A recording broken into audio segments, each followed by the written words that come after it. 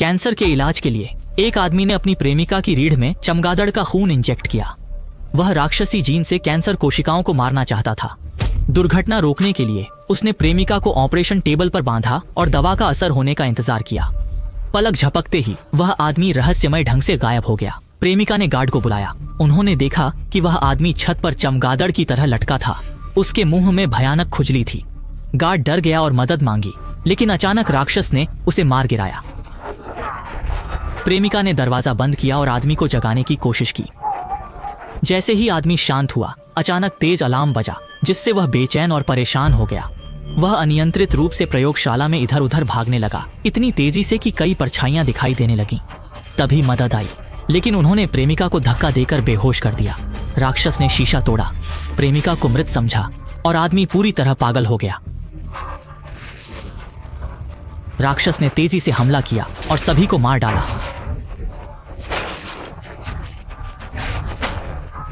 बचे हुए गार्ड्स ने खुद को बचाने की कोशिश की, लेकिन खून से संपर्क ने आदमी की हिंसक प्रवृत्ति को जगा दिया।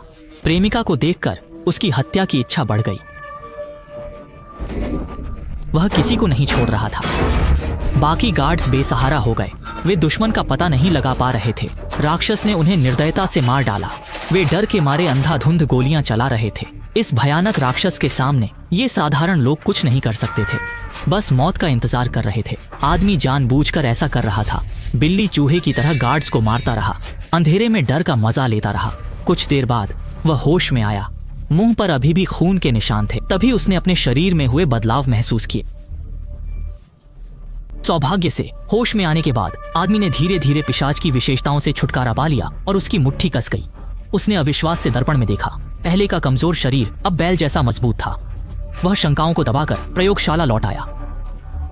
तब पता चला कि प्रेमिका का दिल तेज धड़क रहा था। वह बस बेहोश थी, कोई बड़ी बात नहीं। उसने जल्दी से फल ढक दिए और मॉनिटर चालू किया, पर स्क्रीन पर दृश्य उसकी यादें जगा रहे थे। उसे यकीन नहीं हुआ कि वह रक्त पिपासु राक्षस बन गया था। उसे मतली आई और उसने उल्टी कर दी। हालात देख वह जानता था कि वहां रहना ठीक नहीं। सबूत मिटाए, मदद मांगी, बचा सीरम लेकर समुद्र में कूद गया। अफसोस, कमरे में छोड़ा गया ओरिगामी पुलिस ने पा लिया, जो भविष्य में उसकी पहचान का सुराग बन गया। अनजान व्यक्ति अनुसंधान केंद्र लौटा, पर कुछ कदम चलते ही रक्त की कमी से अस्वस्थ हो गया। कमजोरी दबाकर उसने कोल्ड रूम खोला। विभिन्न रक्त नमूने थे, पर मानव रक्त देख वह हिचकिचाया। वह फिर से वैसा राक्षस नहीं बनना चाहता था, इसलिए उसने नीला कृत्रिम रक्त पी लिया, जिसने उसके अंदर की शिकार की भूख को दबा दिया। माइक ने महसूस किया कि चमगादड़ के जीन उसके शरीर को बदल सकते हैं, इसलिए वह रक्त पर अत्यधिक निर्भर हो गया। लेकिन एक शीर्ष वैज्ञानिक के रूप में उसे जल्द ही शारीरिक परिवर्तनों से परिचित होना था, ताकि वह समय पर समाधान खोज सके। परीक्षण के बाद माइक ने पाया कि उसकी क्षमताएं सामान्य से कहीं अधिक थीं। वह 100 मीटर ऊंचाई पर उल्टा लटक सकता था। ये आमतौर पर क्रूर और खूनी अंधेरे जीव उसके प्रति असाधारण लगाव महसूस करते थे, जैसे भाई बहन उसके कंधों पर खुशी से कूदते हों। इतना ही नहीं, उसने चमगादड़ की इकोलोकेशन क्षमता भी जगाई, जो ध्वनि तरंगों से सैकड़ों मील दूर की छवियां समझ सकती थी। हालांकि एकमात्र नुकसान यह था कि माइक को हर 6 घंटे में रक्त भरना पड़ता था और यह समय लगातार कम हो रहा था। एक दिन वह पूरी तरह से एक बुद्धिहीन राक्षस में बदल जाएगा। यह सोचकर माइक अपने वर्षों के प्रयासों की सही दिशा पर संदेह करने लगा। दरअसल माइक बचपन से ही एक दुर्लभ रक्त विकार से पीड़ित था। उसे जीवित रहने के लिए दिन में 3 बार रक्त बदलना पड़ता था। अस्पताल में इलाज के दौरान वह लूशियन से मिला, जिसे वही बीमारी थी। दोनों समान उम्र के थे और जल्द ही अच्छे दोस्त बन गए। लेकिन एक दिन जब लूशियन रक्त बदल रहा था, मशीन अचानक खराब हो गई और वह बेहोश होकर मौत के करीब पहुंच गया। संकट के समय माइक ने बॉलपेन की स्प्रिंग से सर्किट जोड़कर मरते हुए लूशियन को बचा लिया। यह खबर जल्द ही डीन तक पहुंची। उन्हें यकीन नहीं हुआ कि एक बच्चे ने जटिल चिकित्सा उपकरण को सिर्फ एक स्प्रिंग से ठीक कर दिया। डीन ने सोचा कि इस वैज्ञानिक प्रतिभा को बर्बाद नहीं होना चाहिए, इसलिए उन्होंने उसे प्रतिभाशाली अकादमी में भेजने की सिफारिश की। जाते समय माइक ने लूशियन को एक नोट छोड़ा। वादा किया कि वह बीमारी का इलाज खोजेगा ताकि वे सामान्य जीवन जी सकें।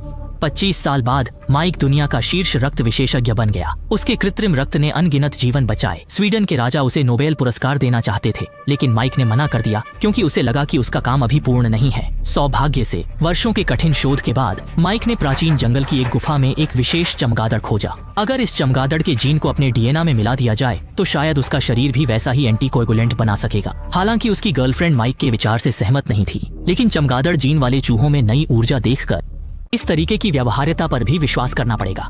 परंतु वर्तमान कानून उन्हें जीवित प्रयोग करने की अनुमति नहीं देते। मजबूरन दोनों को भाड़े के सैनिकों से भरे समुद्र पर ही प्रयोग करना पड़ा। अचानक चमगादड़ जीन इंजेक्ट करने के बाद माइक खूनी राक्षस बन गया और समुद्र पर कत्ल करने लगा। लंबे समय तक खून न मिलने पर क्या होगा जानने के लिए माइक ने खुद को लैब में बंद कर लिया। जल्द ही उसके जीवन संकेत घटने और चेहरे पर चमगादड़ जैसे लक्षण दिखने लगे। इसका मतलब वह कमजोरी से मर जाएगा अगर तुरंत खून नहीं मिला तो। सौभाग्य से तभी उसका मित्र लूशियन उससे मिलने लैब आया। वर्षों से वह भी बीमारी से पीड़ित था और माइक से जल्द इलाज ढूंढने की आस लगाए था। पर लड़खड़ाते कदमों से आते उसे देख माइक की आंखें कमजोर पड़ गईं। माइक मौत के करीब था, पूरी ताकत से कांच पर खून के शब्द लिख रहा था। लूशियन ने हालत देखकर तुरंत ब्लड बैंक से कृत्रिम खून लाकर ताला खोला और बाहर गया। माइक भूख प्यास से बेताब होकर खून पर टूट पड़ा। थकान जाते ही होश वापस आया। धीरे धीरे माइक का मानव रूप लौटने लगा, पर मित्र के मजबूत शरीर को देख लूशियन को एहसास हुआ कि माइक ने उसकी बीमारी का इलाज ढूंढ लिया है। उसने माइक से भी वही चमगादड़ सीरम इंजेक्ट करने की गुहार लगाई, पर माइक ने मना कर दिया। कहा वह अंधेरी शक्तियों को नियंत्रित नहीं कर पाएगा। ये मुक्ति नहीं श्राप है। सुरक्षा के लिए माइक ने लूशियन को जाने को कहा। अपने पुराने मित्र को इतना अजीब देख लूशियन उदास होकर लैब से निकल गया। रात में जब नर्स लाइट बंद कर रही थी तभी पीछे अजीब आवाज सुनकर पलटी तो एक परछाई उसकी ओर बढ़ती दिखी। नर्स घबराकर भागने लगी, पर अचानक पीछे से पंजे सामने आए और उसका खून चूस लिया। अगली सुबह माइक ने गलियारे में हलचल सुनी। बाहर जाकर देखा तो नर्स जमीन पर पड़ी थी। उसने सोचा कि कल उसने कुछ गलत किया, इसलिए खून की थैली लेकर वहां से भागने लगी। अचानक वह एक जासूस से टकरा गई जो उसे पूछताछ के लिए ले जाना चाहता था। माइक ने आत्मरक्षा में हमला किया। काला जासूस जल्द ही जमीन पर गिर गया। माइक भागने लगा, लेकिन खुद को एक बंद गली में फंसा हुआ पाया। संकट में उसकी शक्तियां जाग गईं। वह तेजी से ऊंची इमारत पर चढ़ गया, गोलियों से बचते हुए। अचानक छत पर तेज हवा चली। माइक संतुलन खोकर नीचे गिर गया। नीचे बूढ़ा काला जासूस इंतजार कर रहा था। माइक को गिरफ्तार कर जेल ले जाया गया। कुछ देर बाद उसका दोस्त लूशियन वकील बनकर उससे मिलने आया। जाते समय उसने जरूरत के लिए खून की थैली छोड़ दी। जेल में एक के बाद एक दरवाजे खुलने लगे। लूशियन, जो पहले लड़खड़ा रहा था, अब ज्यादा मजबूत लग रहा था। शायद सीरम का असर था। उसकी क्रूरता से लगता था कि वह दुनिया पर कहर बरपाने वाला है। पसंद आया? लाइक। पसंद नहीं आया तो टेस्ट चेंज कर।